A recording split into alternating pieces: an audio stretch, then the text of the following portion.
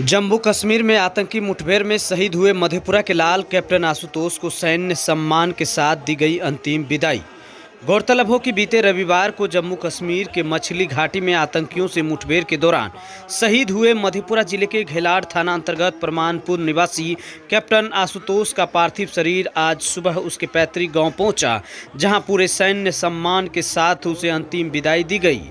इस मौके पर हजारों लोगों के साथ स्थानीय सांसद, विधायक के अलावे प्रशासनिक पदाधिकारी भी मौजूद थे। आशुतोष की शहादत को जहां सांसद दिनेश चंद्र यादव ने देश के लिए अपूरणीय क्षति बताया, तो वहीं स्थानीय विधायक ने परिवार के लिए सरकार से 5 करोड़ रुपए की मुआवजे की मांग की है। इस मौके पर जिला अधिकारी नवदीप शुक्ला और एसपी योगेंद्र कुमार ने भी शहीद आशुतोष को श्रद्धांजलि अर्पित किया। आशुतोष के पिता ने भी उसकी शहादत पर गर्व जताया। उन्होंने कहा कि हमने बेटा खोया है, इसका दुख जरूर है, लेकिन हमारा बेटा देश की सेवा में शहादत हुआ है, इसका हमें गर्व है।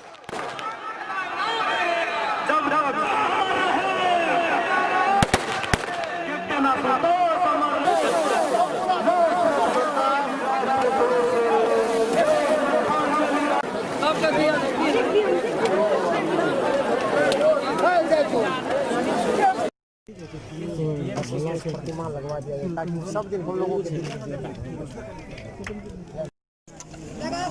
सर्दी बोलिए अभी है।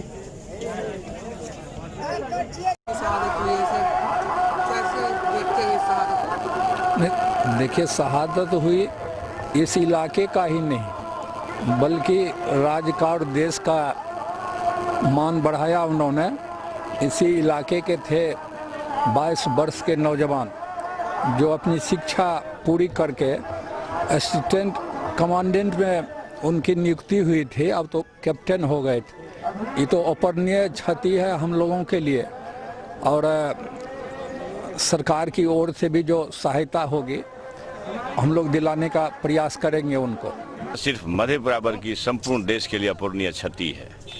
मैं इस अवसर पर नम्र भाव से विनम्र निवेदन सरकार से करना चाहूँगा कि अपने पीछे 2 बहन को छोड़ चुका आशुतोष, कैप्टन आशुतोष, उसके संपूर्ण परिवार के भरण पोषण की जिम्मेवारी सरकार को लेनी चाहिए और इसके लिए कम से कम 5 करोड़ रुपए का योगदान सरकार को अनुदान के रूप में करना चाहिए। सभी के लिए यह अपूरणीय क्षति है।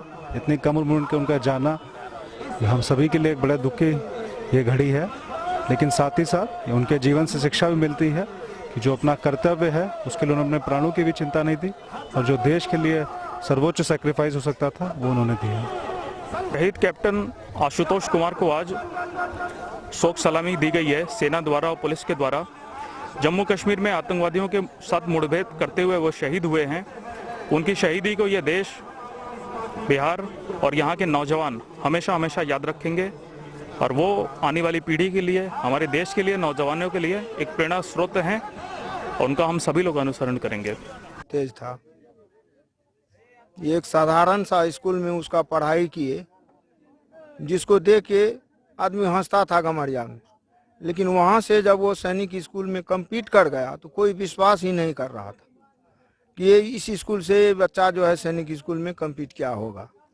लेकिन वो प्रतिभा था, प्रतिभा अपना दिखाया, और वो वहाँ भुवनेश्वर में उसका एडमिशन हुआ। वहाँ से वो इंटर किया तो वो हम लोग चाहते थे वो सिविल में जाए, लेकिन वो अपना जिद जो है अड़ा दिया, जो नहीं हम जो है सिविल में नहीं, डिफेंस में हमको नहीं होगा तब हम जाएंगे सिविल में। और इंटरव्यू दिया, यूपीएससी एनडीए में कम्पीट कर गया। कितनों मना, लाखों मना किया, हम लोग नहीं माना, उसमें चला गया। जब गांव आता था तो बच्चे के साथ में भी खेलता था, उसका जितना भी साथी है, ये अपने में उसको जरा सा भी घमंड नहीं था जो हमको नौकरी मिली है। एकदम बच्चा है तो बच्चा के तरह, जो उसका सहपाठी है उसके साथ हंसना खेलना, प्रत्येक गांव का एक हरवाह क्यों न हो, सबसे वो बात करता था। एकदम बहुत मिलनसार लड़का था।